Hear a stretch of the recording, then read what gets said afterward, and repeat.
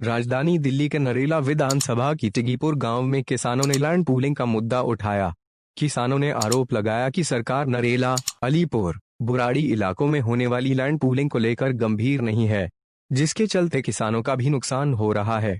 साथ ही साथ जिन इन्वेस्टर्स ने इन इलाकों में निवेश कर रखा है उनका भी सीधे तौर पर नुकसान हो रहा है।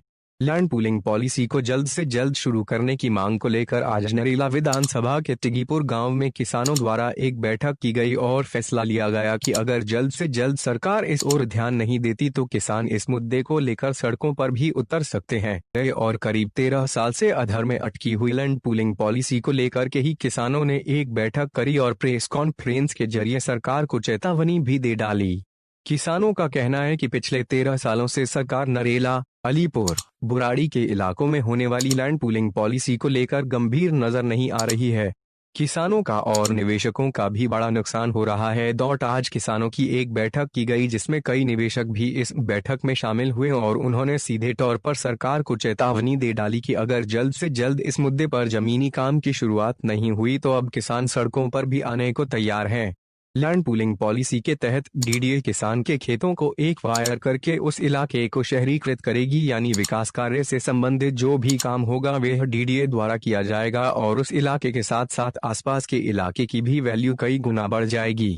सालों से किसान, इन्वेस्टर और आसपास के लोग लैंड पूलिंग पॉलिसी के शुरू होने का इंतजार कर रहे हैं, लेकिन अभी तक जमीनी तौर पर इस पॉलिसी को लेकर एक भी काम शुरू नहीं हुआ। यही वजह है कि आज आखिरकार किसान एकजुट हुए और जल्द से जल्द लैंड पूलिंग पॉलिसी को लागू करवाने की बात कही। साथ ही किसानों ने आरोप लगाया कि डीडीए दिल्ली एनसीआर के बड़े बड़े बिल्डरों से मिली हुई है, जिस वजह से ग्रामीण इलाकों में लैंड पूलिंग पॉलिसी को जमीनी रूप नहीं दिया जा रहा है और सीधे तौर पर नामी बिल्डरों का फायदा कराया जा रहा है।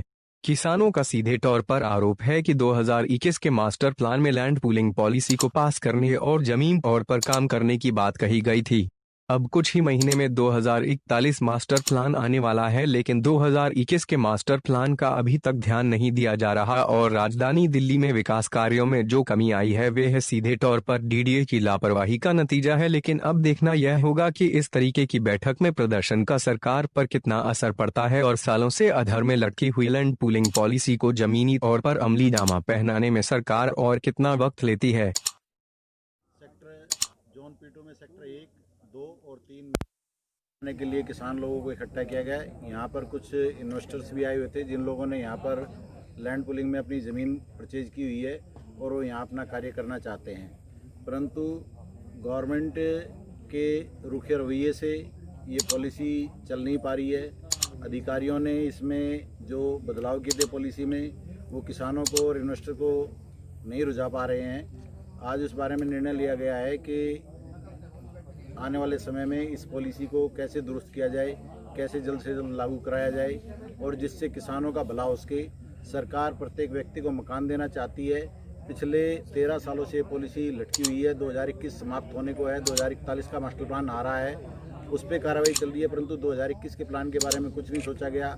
यहाँ पर दिल्ली देहात का किस तरह विकास हो, किस तरह से यहाँ पर रोड्स आए, सीवरेज आए, लाइट आए, बिजली आए और यहाँ पर डेवलपमेंट हो, उसके बारे में अधिकारी शायद अपनी सही तरीके से कार्रवाई नहीं कर पा रहे हैं। इस वजह से ये पॉलिसी लटकी हुई है।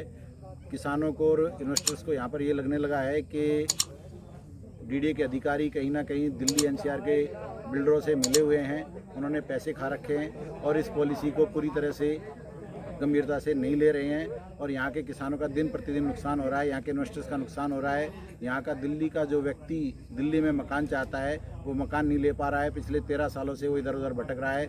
दिल्ली में पिछले 13 सालों के अंदर लगभग 10,000 से 15,000 एकड़ ज़मीन में अनऑथराइज कॉलोनियाँ कट चुकी हैं। ये डीडीए की लापरवाही है, डीडीए की दूरदर्शिता अच्छी नहीं है। इस वजह से ये पॉलिसी ख़राब हो रही है दिन पर दिन और दिल्ली एक गंभीर मुद्दा बनती जा रही है अनऑथराइज कॉलोनियों का, जिससे पिछले 13 सालों के अंदर दिल्ली में अतिक्रमण हुआ और अनऑथराइज कॉलोनियाँ बनी हैं, उसमें कहीं ना कहीं डीडीए का बहुत बड़ा योगदान है और दिल्ली के विकास ना होने का सबसे बड़ा कारण डीडीए की लापरवाही है।